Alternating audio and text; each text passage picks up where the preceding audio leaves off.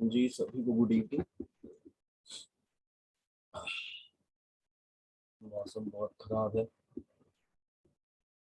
और Covid case भी बढ़ना शुरू हो चुके हैं इस समय। अपने आप को सेफ रखिए, सबसे इम्पोर्टेंट चीज़ है, घरों में रहिए, बाहर ज़्यादा ना निकलिए। देखिए देखिए बच्चों, गुड इवनिंग सभी को। आज टॉपिक नंबर 4 स्टार्ट हो रहा है। टॉपिक नंबर 3 जो कि treatment of reserve accumulated profit and losses का था, उसको कंप्लीट किया। और कोशिश कीजिए कि न्यू प्रॉफिट शेयरिंग रेशियो के क्वेश्चन लग ही चुके होंगे। हम अकाउंटिंग ट्रीटमेंट ऑफ गुडविल के भी क्वेश्चन लगा के खत्म कर दीजिए। और रिजर्व से रिलेटेड भी आपकी बुक में मुश्किल से मुश्किल हमको लग रहा है 5-6 क्वेश्चन होंगे, उनको भी लगाना शुरू कर दीजिए। और अगर नहीं लगा चुके हैं तो बहुत अच्छी बात, नहीं लगाए तो यहाँ तक अपने आप को बिल्कुल तैयार कर लीजिए, क्योंकि अब मैं पढ़ाने वाला हूँ revaluation of asset and liabilities, जिस पर कोई होमवर्क तो अभी खास नहीं जाएगा। लेकिन इसके बाद जब मैं पार्टनर कैपिटल का फॉर्मेट वगैरह पढ़ाऊंगा, फिर मैं कॉम्प्रिहेंसिव टाइप क्वेश्चन पढ़ाऊंगा, तब होमवर्क फिर से जाएगा। और होमवर्क जो जाएगा वो बड़े बड़े क्वेश्चन होंगे, तो इसलिए उस समय काफी टाइम टेकिंग होमवर्क होंगे। मतलब आप एक क्वेश्चन लेके बैठेंगे तो हाफ एन आवर्स जाएंगे उस क्वेश्चन को सॉल्व करने में शुरुआत के समय में। बाद में 15-20 मिनट में सॉल्व होना शुरू हो जाएगी, लेकिन शुरुआती समय में आधे घंटे तो लेगा ये क्वेश्चन। तो वो जो बड़े कॉम्प्रिहेंसिव क्वेश्चन आएंगे, उनको संभालने के लिए आपके छोटे छोटे कॉन्सेप्ट्स मजबूत होने चाहिए। तो चलिए, ये हमारा लास्ट कॉन्सेप्ट है, लास्ट पार्ट है। इसके बाद कुछ नया हमको ज़्यादा पढ़ाना नहीं है, सीधा कॉम्प्रिहेंसिव पे चलना है। टॉपिक नंबर 4 है revaluation of asset and liability. Revaluation of assets and liability.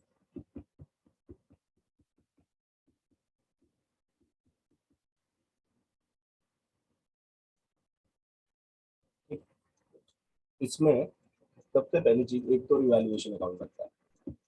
पूरा रिवैल्यूएशन इसमें सीखेंगे हम लोग फिर से। जो आपने एडमिशन में पढ़ा हो तो ठीक है, यहाँ फिर से सीखेंगे रिवैल्यूएशन अकाउंट। जब रिवैल्यूएशन अकाउंट हम बात करते हैं तो रिवैल्यूएशन अकाउंट पहली चीज तो नॉमिनल इन नेचर होता है। ये एक नॉमिनल अकाउंट है। हर अकाउंट नॉमिनल अकाउंट होता है जो भी प्रॉफिट या लॉस के बारे में बताए। जो भी अकाउंट प्रॉफिट या लॉस के बारे में बताए वो नॉमिनल अकाउंट होता है। तो रिवैल्यूएशन अकाउंट भी हमें प्रॉफिट या लॉस के बारे में बताएगा, इसलिए ये हमारा क्या होगा, नॉमिनल अकाउंट कहलाएगा। ठीक है। अब रिवैल्यूएशन अकाउंट का फॉर्मेट बना लीजिए, बिल्कुल से फॉर्मेट बना लीजिए। ये देखिए रिवैल्यूएशन अकाउंट का फॉर्मेट तैयार हो गया। रिवैल्यूएशन अकाउंट का फॉर्मेट तैयार, ये हो गया आपका पर्टिकुलर्स।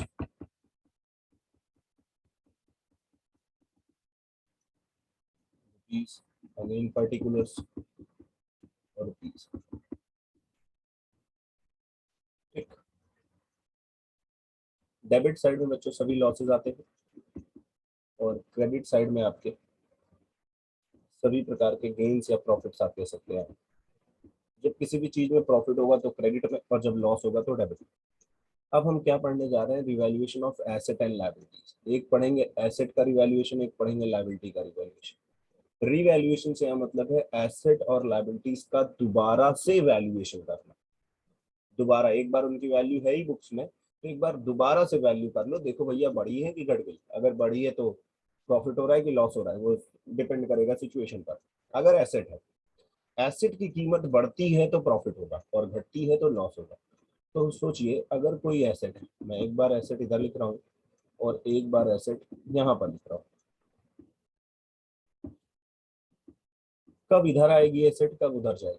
तो अगर एसेट की वैल्यू फॉल करेगी, क्या करेगी, फॉल, कम होगी, तो डेबिट साइड में आएगी। क्यों भाई, डेबिट साइड में आनी चाहिए, बिल्कुल sir.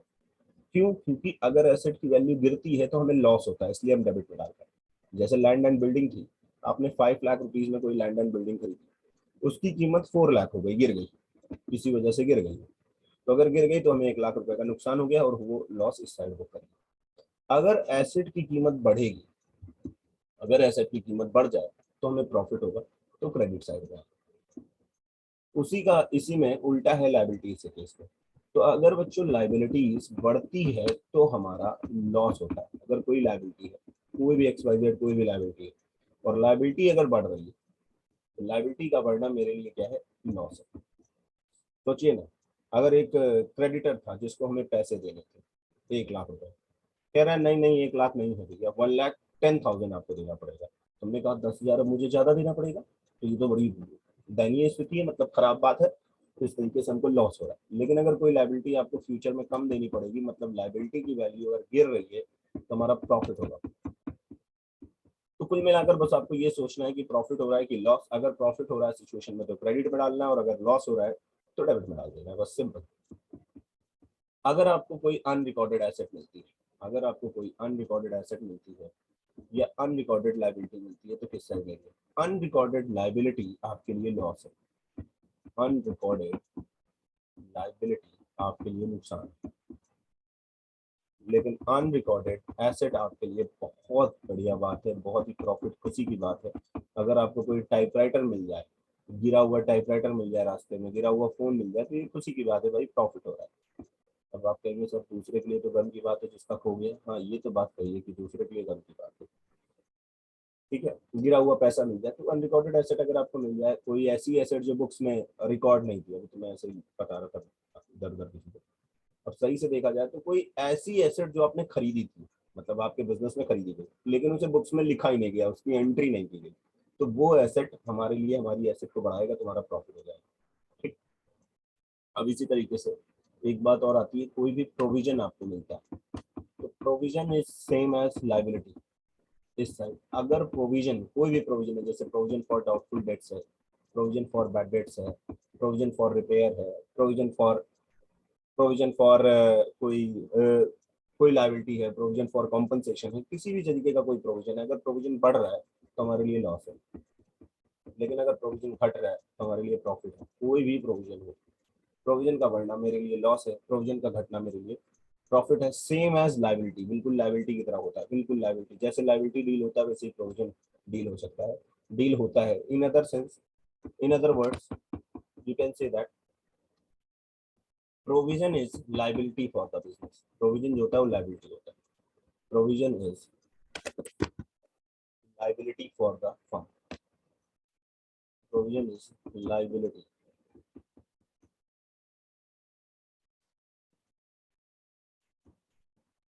for the organization, liability for the organization। अब बैलेंस कर देंगे बच्चों, और बैलेंस जब आप करेंगे तो डेबिट में बचा तो प्रॉफिट आएगा, डेबिट में अगर बैलेंस आता है तो उसको बोलेंगे प्रॉफिट ऑन रिवैल्यूएशन, और अगर क्रेडिट में बैलेंस बचता है तो वो लॉस ऑन रिवैल्यूएशन क्रिएट किया जाएगा, लॉस ऑन रिवैल्यूएशन क्रिएट किया जाएगा जो भी आएगा। और इस प्रॉफिट ऑन रिवैल्यूएशन या लॉस ऑन रिवैल्यूएशन को आप किस रेशियो में बांटेंगे? इसको आप ओल्ड रेशियो में डिस्ट्रीब्यूट करेंगे। किस रेशियो में? ओल्ड रेशियो में डिस्ट्रीब्यूट करेंगे। अगर प्रॉफिट या लॉस जो भी आता है उसको आप ओल्ड रेशियो में डिस्ट्रीब्यूट कर देंगे पार्टनर्स में। ओल्ड रेशियो का मतलब सभी में डिस्ट्रीब्यूट कर दिया जाए। ये था रिवैल्यूएशन का फॉर्मेट। अब चलते हैं आगे कि क्या जनरल एंट्री लगाई जाएगी। सब कुछ जनरल एंट्रियां भी लिखवा दो। तो जनरल एंट्री देखो, देखो जब भी लॉस होता है, जनरल एंट्री को समझो, जुगाड़ पे मत जाना, जनरल एंट्री समझो। जब भी लॉस होता है, जिस जिस चीज में लॉस होगा उसमें रिवैल्यूएशन डेबिट किया जाता है, क्योंकि वो डेबिट साइड में पोस्ट हो रही है। देखो लॉसेस किस साइड पोस्ट हो रहा है? डेबिट, मतलब वो केस में रिवैल्यूएशन डेबिट हो रहा है, और प्रॉफिट के केस में रिवैल्यूएशन क्रेडिट हो रहा है, मतलब उसके क्रेडिट साइड में पोस्ट हो रहा है। तो अगर एक एसेट है, जनरल एंट्री देखना, जनरल एंट्री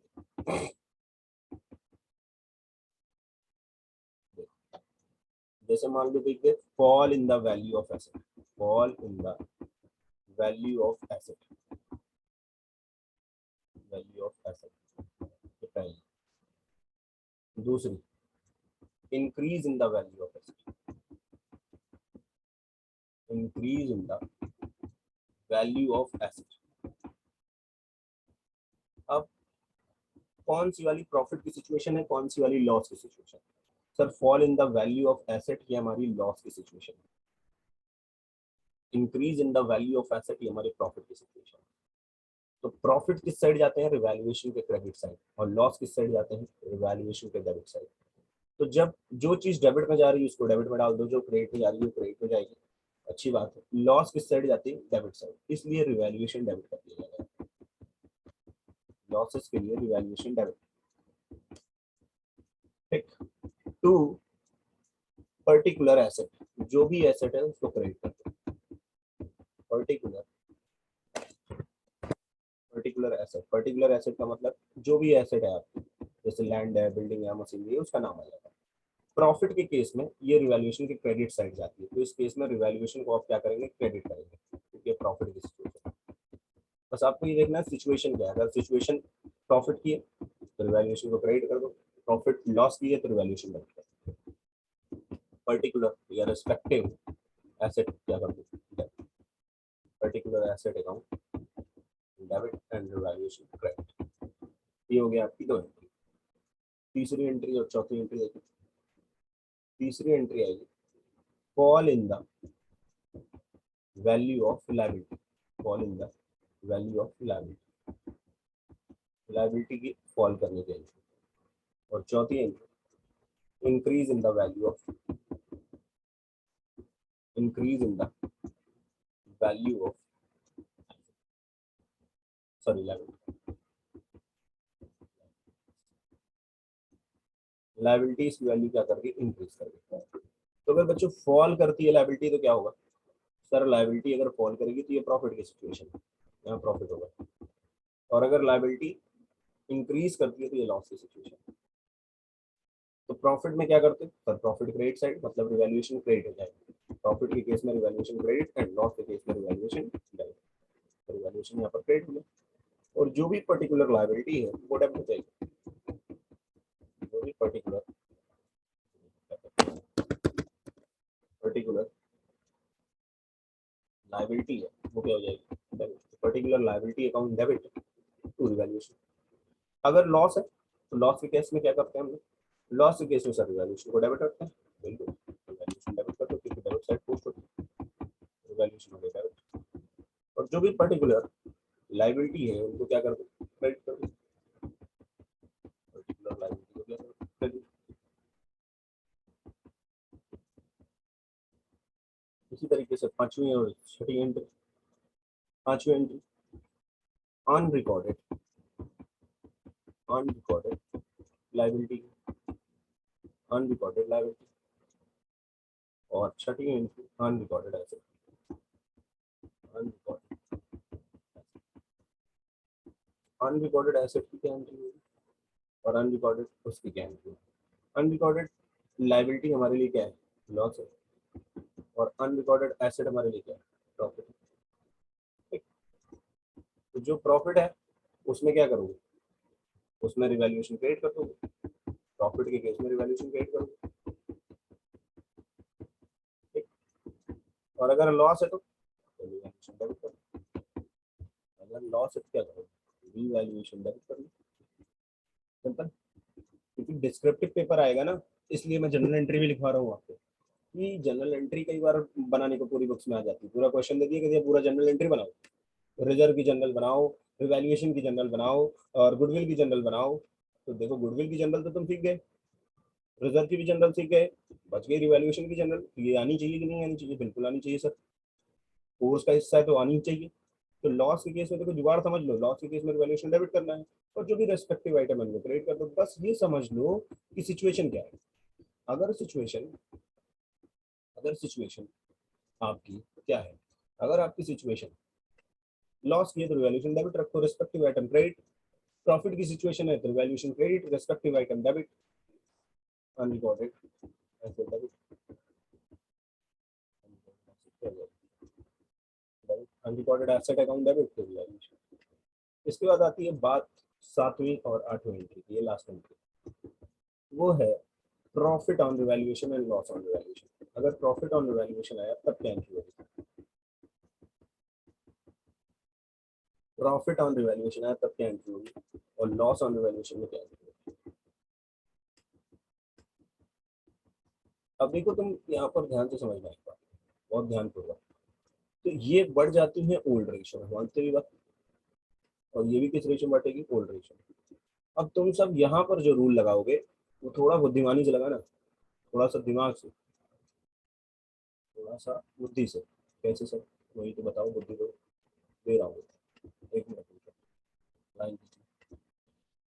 प्रॉफिट, याद करो वो रिजर्व की क्लास, जिस रिजर्व में जिस समय मैंने आपको रिजर्व पढ़ाया था, तो रिजर्व में जब आपको फुल्ली डिस्ट्रीब्यूटेबल रिजर्व और एक्यूमुलेटेड लॉस पढ़ाया था, तो बोला था प्रॉफिट के केस में आप कैपिटल को क्रेडिट करते हो क्योंकि इसे बांटना है। तो इस केस में सभी पार्टनर, मतलब जो भी ऑल पार्टनर्स हैं वो क्या हो जाएंगे, क्रेडिट हो जाएंगे, क्योंकि ये प्रॉफिट है। पार्टनर की कैपिटल आपको बढ़ानी है, पार्टनर कैपिटल अकाउंट क्रिएट कर दोगे, तो रीवैल्यूएशन को आप डेबिट करोगे, रीवैल्यूएशन का डेबिट करोगे, वैल्यूएशन अकाउंट डेबिट हो जाएगा और पार्टनर की कैपिटल क्रेडिट हो जाएगी। यहाँ पर आप क्या कर रहे हो, बीइंग प्रॉफिट्स, प्रॉफिट डिस्ट्रीब्यूट कर रहे हो इन ओल्ड रेशियो।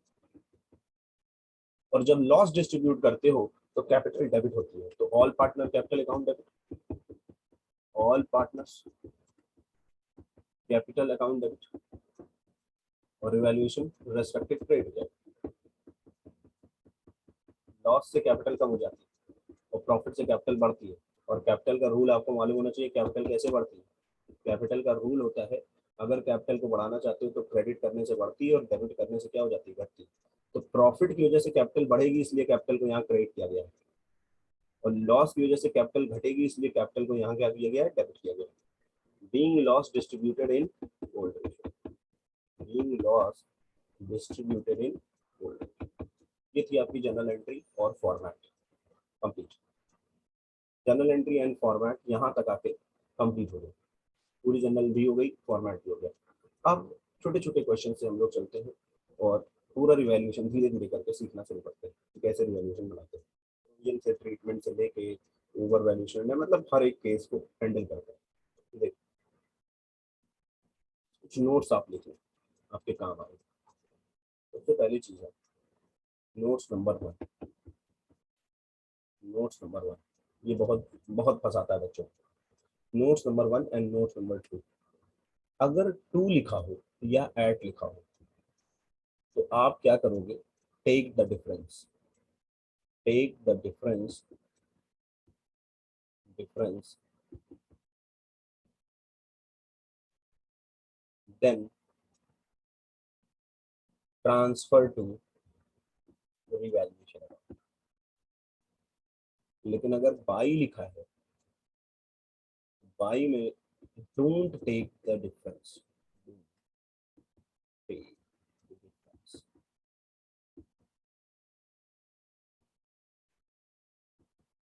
इसका मतलब समझिएगा, इंपॉर्टेंट नोट्स है, इसका मतलब समझिए। इसका मतलब क्या है, इसका मतलब ये है कि जैसे एक एग्जांपल लिया, एक एग्जांपल ले रहा हूँ और एक एक्सट्रैक्ट ऑफ बैलेंस शीट है, एक्सट्रैक्ट ऑफ बैलेंस शीट, आराम से समझिए।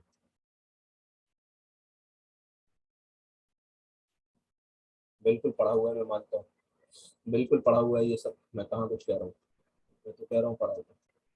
लेकिन पढ़ाना तो पड़ेगा ना, कोर्स का हिस्सा है, तो रिवीजन समझ लीजिए। और क्या, अगर आपको आता है तो बहुत अच्छी बात, कम से कम रिवाइज ही हो रहा है।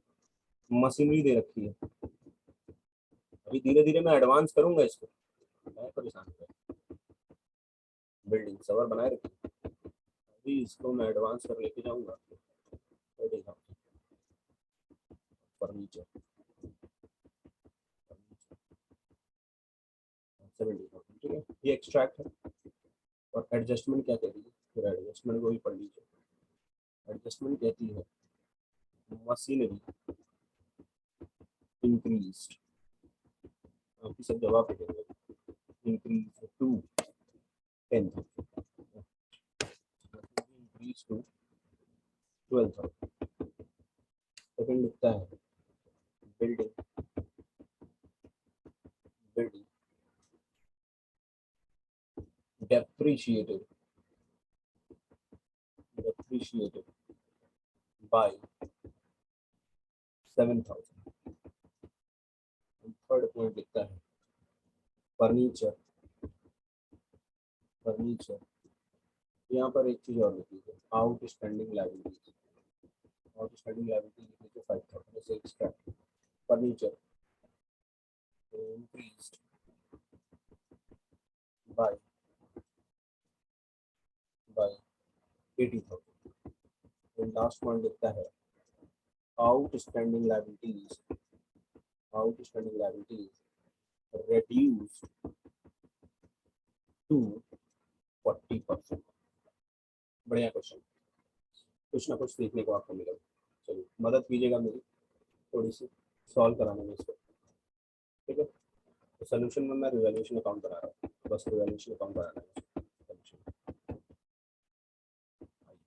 साथ साथ रिवैल्यूएशन अकाउंट बनाते हैं।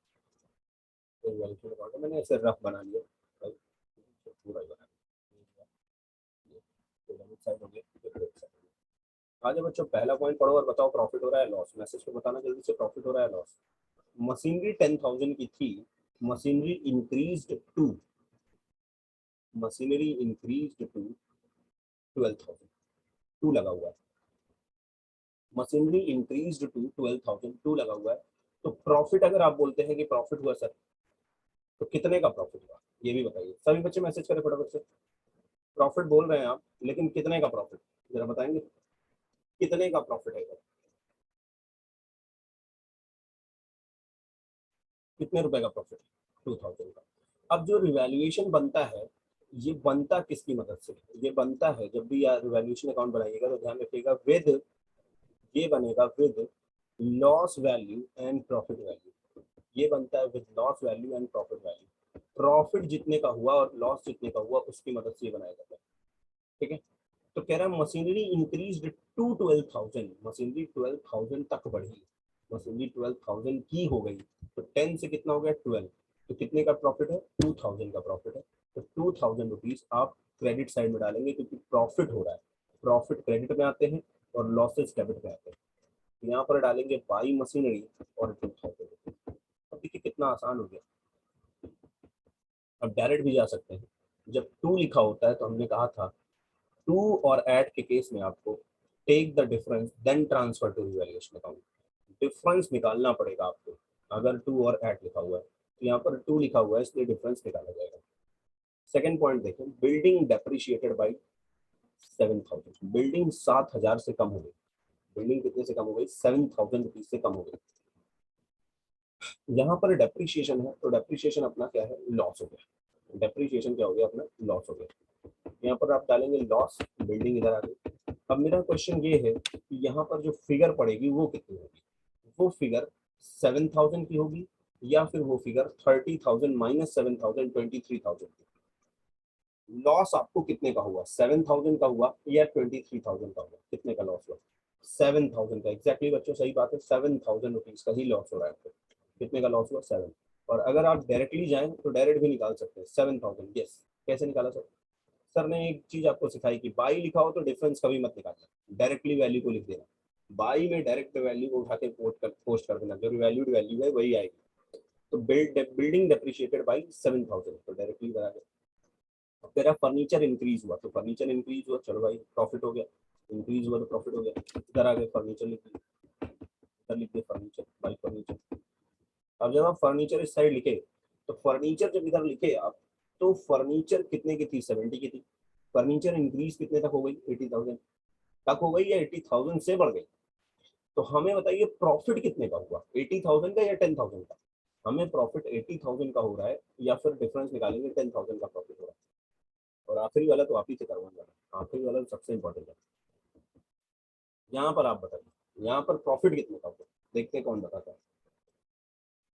70,000 का फर्नीचर, फर्नीचर इंक्रीज बाई 80,000, तो यहाँ प्रॉफिट कितने का हुआ, बस खत्म हो गए, भूल गए, नहीं बता पाओगे। 80,000 sir, very good, 80,000 very good, बहुत बढ़िया बहुत बढ़िया, 80,000 80,000 शाबाश, 80,000 जवाब आ रहा है, बिल्कुल सही बात है। फर्नीचर 70 की थी, 80,000 तक नहीं लिखा है, 80,000 से बढ़ गई। फर्नीचर इंक्रीज्ड बाई 80,000, बाई का मतलब हुआ कि 80,000 रुपए से बढ़ गई। सही कीमत अगर देखी जाए फर्नीचर की तो इस समय 1,50,000 की फर्नीचर है, फर्नीचर 80,000 से बढ़ी। इसीलिए मैंने बोला था शुरुआत में आपकी समस्या दूर हो जाएगी अगर बाई को लेके चलेंगे। बाई में डिफरेंस नहीं निकालना है तो नहीं निकालना है, बात खत्म। तो बाई में जितना लिखा है बस वही उठा के पोस्ट कर दो 80,000। इसके बाद लास्ट पॉइंट आते हैं, outstanding liabilities reduce to 40%। Outstanding liabilities reduce to 40%, बहुत बढ़िया पॉइंट है। लायबिलिटी रिड्यूस हो रही है, तो अगर लायबिलिटी रिड्यूस हो रही है तो बट ऑब्वियस है आपका प्रॉफिट है। बट ऑब्वियस है क्या है? प्रॉफिट। उसको इस साइड लिख लिया मैंने। अब लायबिलिटी रिड्यूस हुई ना, लायबिलिटी रिड्यूस होना मतलब प्रॉफिट। अब रह गई बात फिगर कितनी आएगी यहाँ पर, तो फिगर मैं जानना चाहता हूँ। प्रॉफिट तो मैं समझ गया, देखता हूँ फिगर कौन बताता है। कह रहे हैं सर 2000 क्रेडिट, कह रहे हैं 3000 क्रेडिट। अब बड़ी लड़ाई है, 2000 आएगा या 3000 आएगा, इसको इसको क्लियर किया जाए। तो कितना आएगा जरा सोच लीजिए, 2000 आएगा कि 3000 आएगा? और बाकी बच्चे बताएं, या तो 2 आएगा बच्चों या तो 3 आएगा, इन्हीं दोनों में से एक आंसर होगा। अब देखते हैं किसका सही है किसका गलत। अच्छा सर 3000 वापस से करेक्ट कर चुके हैं कि सर 2 नहीं 3 आएगा। अच्छा चलिए देखते हैं हम। सर 5000 का 40% 2000 होता है। ओके, अब डिस्क्रिप्शन नहीं, चलो बहुत बढ़िया। 40% इसका निकल, मैंने जब भी आपको बताया है रिवैल्यूएशन के अंदर, 5000 में से सर 2000 माइनस कर दो, 3000 आता है। वाह वाह वाह, एकदम फुल एक्सप्लेनेशन के साथ जवाब आया है। बिल्कुल सही जवाब, एकदम एक्यूरेट, एकदम सही बात। सिंपल सर, सिंपल भी लिख दिए बच्चे, वाह वाह वाह वाह। चलो बढ़िया।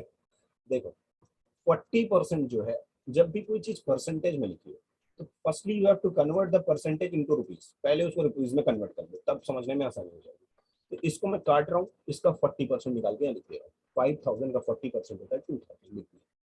और अब स्टेटमेंट को पढ़ो, अब स्टेटमेंट को पढ़ो, अपने आप पता चल जाएगा कि सही होगा कि हाँ हाँ हाँ बेटा अनन्या नाग आप ही का बिल्कुल एकदम सही, एकदम फुल एक्सप्लेनेशन के साथ है। आउटस्टैंडिंग लायबिलिटी रिड्यूस टू 2000, सीधी बात। 5000 2000, तो यहाँ 2 लिखा हुआ है। जब भी 2 लिखा हो तो डिफरेंस निकाल कर पोस्ट करते हैं। क्या बोला? जब भी परसेंटेज हो पहले रुपीज में कन्वर्ट कर लो, कन्वर्ट कर लो। तो आउटस्टैंडिंग लायबिलिटी रिड्यूस टू 2000, वो 2000 तक कम हुई मतलब 60% से कम हुई। 40% तक कम हुई मतलब 60% वैल्यू रिड्यूस हो गई। डायरेक्टली अगर निकालो 5000 का 60% तो भी आ जाएगा, डायरेक्ट निकाल लो। 40% वैल्यू दी है, 2 में डिफरेंस निकालते हैं तो 100 माइनस 40% कितना बचा? 60%। 5000 का 60% होता है 3000, ऐसे भी निकाल सकते हो। दूसरा तरीका सिंपल बता रहा हूँ, परसेंट को रुपीज में कन्वर्ट कर लिया, 2000 आया। अब 2 लिखा हुआ है तो डिफरेंस निकालोगे, 5000 और 2000 का डिफरेंस आएगा 3000। ये लो जी, तैयार हो गया रिवैल्यूएशन अकाउंट। इतना सिंपल सवाल, ठीक। टोटल कर लो, 85,000 इधर का टोटल आएगा और 7,000 इधर का टोटल है, तो इस साइड कम है तो इस साइड बैलेंस आ जाएगा। कितना बैलेंस आ जाएगा? 78,000 बैलेंस आ जाएगा, जिसको आप बोलेंगे टू प्रॉफिट ऑन रिवैल्यूएशन। क्या बोलेंगे? Profit on revaluation. और ये बटेगा बच्चों किस रेशो में? ये बटेगा बच्चों ओल्ड रेशो में। तो जो भी पार्टनर्स होंगे वहां पर सभी में बांटना है, किसी को छोड़ना नहीं है। सभी पार्टनर्स में, सभी पार्टनर्स में ओल्ड रेशो में डिस्ट्रीब्यूट करना है, ठीक। ये थी इतनी बात, ये थी इवैल्यूएशन की एक छोटी सी कहानी, जिससे मैंने हल्का सा इवैल्यूएशन आपका रिवाइज करा लिया। अब कुछ एडवांस चीजें बताता हूँ, थोड़ी सी एडवांस लेके चलता हूँ। एडवांस करने की बात करें, ओके, थोड़ा सा इवैल्यूएशन को एडवांस करते हैं, आइए। तो अब मामला आ रहा है, कितने नोट्स लिखवा दिए सर ने? 2 नोट्स लिखवा चुके हैं, तीसरा नोट्स लिखेंगे। Notes number 3, notes number 3, over valuation, over valuation, और दूसरा है under valuation. Over valuation and under valuation, ये बड़ा इंपॉर्टेंट है, ध्यान रखिएगा, क्वेश्चन फंसा देता है अच्छे अच्छों को। ओवर वैल्यूएशन और अंडर वैल्यूएशन, पहले इसका मतलब समझ लो। ओवर वैल्यूएशन का मतलब होता है किसी चीज को बढ़ा कर दिखाया गया, कोई भी चीज हो सकती है, वो चाहे एसेट हो सकती है चाहे लायबिलिटी हो सकती है। ओवर वैल्यूएशन का मतलब ये नहीं होता है कि आपको वैल्यूएशन बढ़ाकर करना है, नहीं। ओवर वैल्यूएशन का मतलब है मैनिपुलेशन ऑफ अकाउंट्स, अकाउंट्स को मैनिपुलेट करने की कोशिश की गई है। ओवर वैल्यूएशन ऑफ एसेट लिखा है, इसका मतलब एसेट को बढ़ाकर दिखाया गया है। अंडर वैल्यूएशन ऑफ एसेट लिखा है, इसका मतलब एसेट को घटाकर दिखाया गया है। ओवर वैल्यूएशन का मतलब है रेस्पेक्टिव जो भी पर्टिकुलर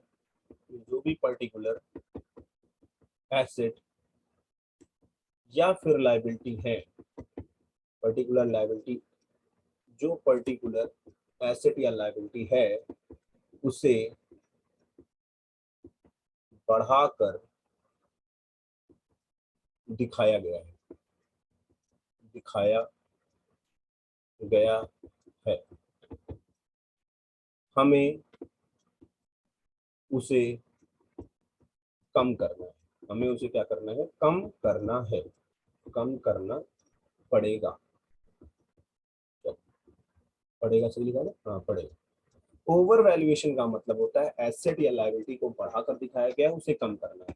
और अगर ये परसेंटेज में गिवन है तो फॉर्मूला लगेगा कुछ, if given in percentage, if given in percentage, तो उस केस में आप क्या करेंगे, तो जो भी वैल्यू होगी उस वैल्यू को ले लेंगे into rate upon 100 plus rate लगाएंगे, तब आपकी वैल्यू निकलकर सामने आएगी। और अंडर वैल्यूएशन का मतलब होता है जो पर्टिकुलर एसेट या लायबिलिटीज है उसे कम करके बुक्स में दिखाया गया, दिखाया गया है, हमें बढ़ाना होगा, हमें बढ़ाना पड़ेगा, हमें बढ़ाना होगा। चलो, अंडर वैल्यूएशन का कतई मतलब ये नहीं होता कि हमें उसे कम करना है, हम इसका मतलब होता है हमें उसे बढ़ाना है, ठीक है। और इसके केस में अगर ये परसेंटेज में गिवन होगा, इफ गिवन इन परसेंटेज, तो आपको फॉर्मूला लगाना होगा value into rate upon 100 minus rate, तब आपकी वैल्यू है, ठीक है। ये नोट ध्यान रखिएगा, बहुत इंपॉर्टेंट है ये सबसे इंपॉर्टेंट है। बच्चे रिवीजन में नहीं लेते हैं तो इसको मोस्ट इंपॉर्टेंट लिख लीजिए। और जब भी पेपर आए तो इस चीज को जरूर पढ़ के जाएं, वरना अगर किसी का रिवैल्यूएशन गलत हो गया ना तो समझ लीजिए सब कुछ गलत बनेगा। अगर किसी का रिवैल्यूएशन गलत तो इसका मतलब पार्टनर कैपिटल गलत, तो इसका मतलब बैलेंस शीट गलत। तो रिवैल्यूएशन, पार्टनर कैपिटल और बैलेंस शीट सब एक दूसरे से लिंक्ड होते हैं, जुड़े होते हैं, तो पहला स्टेप ही रिवैल्यूएशन होता है। अगर वही गलत बनाओगे तो सब कुछ गलत बनेगा, ठीक। तो चलो इस पर भी एक क्वेश्चन उठाते हैं और समझते हैं कि ओवर वैल्यूएशन और अंडर वैल्यूएशन को कैसे हैंडल करते हैं। तो एक एग्जांपल और देखो, जैसे मान लो एक बैलेंस शीट है, वो भी एक्सट्रैक्ट है, एक्सट्रैक्ट मतलब समझ रहे हो ना, हिस्सा है। और उस बैलेंस शीट में फिगर लिखी हुई है, एक फिगर लिखी हुई है मशीनरी, और वो लिखी हुई है आपको 80,000, और एक फिगर लिखी हुई है आपको फर्नीचर की, वो लिखी हुई है आपकी 1,10,000। और एडजस्टमेंट लिखता है, एडजस्टमेंट लिखिएगा machinery, machinery under valued bye 20%। Second part लिखता है फर्नीचर ओवर वैल्यूड बाय 10%। बहुत इंपॉर्टेंट, रिवीजन जरूर करें एग्जाम में जाने से पहले। सोल्यूशन देखिएगा, मोस्टली बच्चे क्या करते हैं, पहले मोस्टली बच्चों का सोल्यूशन दिखाता हूँ मैं, वो क्या करते हैं, उनको कॉन्सेप्ट तो याद होता है लेकिन बाकी चीज़ों को भूल जाते हैं। उनको ये याद होता है कि इसको कैसे हैंडल करना है। वो ये जानते हैं कि अंडर वैल्यूएशन का मतलब है उसे कम करके दिखाया गया है, तो हमें बढ़ाना है, तो मशीनरी बढ़ाओगे इस साइड आ जाएगा, प्रॉफिट हो जाएगा। भाई मशीनरी अंडर वैल्यूड का मतलब हमें कम नहीं करना बल्कि उसे कम किया जा चुका है, हमें बढ़ाना है, तो मशीनरी बढ़ाओगे प्रॉफिट हो जाएगा। Furniture over valued, over valued का मतलब फर्नीचर को बढ़ाया जा चुका है, हमें कम करना है, तो हम डेबिट साइड में ले आएंगे तो फर्नीचर कम करने के लिए, फर्नीचर कम करेंगे। अब बच्चे क्या करते हैं, देखो क्या करते हैं सुनो, 80,000 का सीधा पकड़ते हैं 20%, मशीनरी कितनी की 80 की, और ये निकाल देंगे 20%, गलत हो जाएगा। जो कि अंडर वैल्यूएशन और ओवर वैल्यूएशन के फॉर्मूले अलग है। अंडर वैल्यूएशन में नीचे वाला rate value into rate upon 100 minus rate लगता है, और ओवर वैल्यूएशन में value into rate upon 100 plus rate लगाएंगे। क्योंकि उसे बढ़ाया जा चुका है। देख, तो आप इसको कैसे सॉल्व करोगे वो समझो, वो इम्पोर्टेंट है। कैसे इसे सॉल्व करोगे वो इम्पोर्टेंट है। तो 80,000 यहाँ लिखोगे, और ओवर वैल्यूएशन का सीन है या अंडर का? अंडर का है, तो into 20 rate upon 100 minus rate, अब आएगा आंसर, अदरवाइज नहीं आएगा। और फर्नीचर में क्या करोगे? फर्नीचर में 1,10,000 ओवर वैल्यूएशन है, तो 10 अपॉन 100 प्लस 10 करना पड़ेगा, तभी वैल्यू आएगी, वरना नहीं आएगी भाई, सीधी बात बता देता हूँ।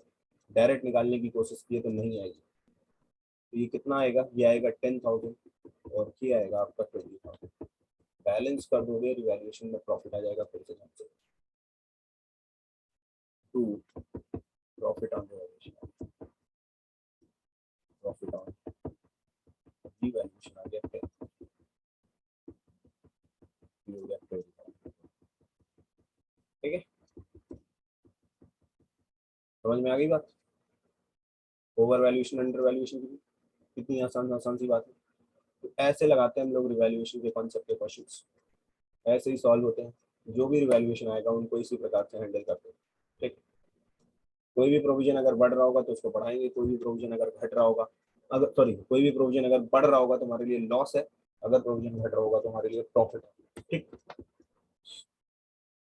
अभी किसी को इसमें कोई डाउट, कोई समस्या अगर है तो पूछ लीजिए, बाकी तो ठीक है। बाकी अगर एग्जाम्पल नंबर थर्ड पर आए, तो इस एग्जाम्पल थर्ड लिखा मैंने, एक एक्सट्रैक्ट ऑफ बैलेंस शीट और बनाएगा। एक्सट्रैक्ट ऑफ बैलेंस शीट, इसमें लिखा है, मान लीजिए वो लिखा है, लेट्स सी, लिखा हुआ है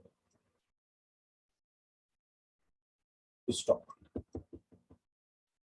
70,000। एडजस्टमेंट में लिखता है पहला, stock include 2,000 obsolete item, obsolete item and realised only 200। और सेकंड पॉइंट लिखता है, there is there is there is provision for repair rupees 1200। अब देखो इसका रिवैल्यूएशन कैसे बनेगा। इसका जब आप रिवैल्यूएशन अकाउंट बनाओगे, तो देखो 2,000 इस ऑब्सोलेट आइटम है और 2,200 रियलाइज हो रहा है। तो स्टॉक में 2,000 का माल बेकार है, लेकिन 200 रियलाइज हो रहा है, इसका मतलब आपका स्टॉक लॉस हो गया 1,800। भाई 2,000 में 200 रियलाइज हो गया तो 1,800 गई, तो नेट लॉस हुआ। और प्रोविजन फॉर रिपेयर, रिपेयर आपको कराना है, आपने प्रोविजन बनाया है, तो ये भी आपके लिए लॉस है, क्योंकि प्रोविजन आपका बढ़ रहा है। तो प्रोविजन फॉर रिपेयर, तो ये भी आपका लॉस है 1,200।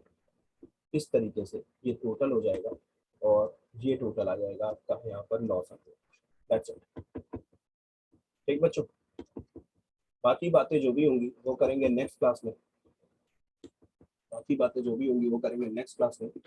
और रिवैल्यूएशन पर आप एक तगड़ा क्वेश्चन नेक्स्ट क्लास में हम लोग लगाएंगे, एकदम कॉम्प्रिहेंसिव क्वेश्चन। ठीक है, तब तक अपना ध्यान रखें। Bye bye, good night, take care, Tata.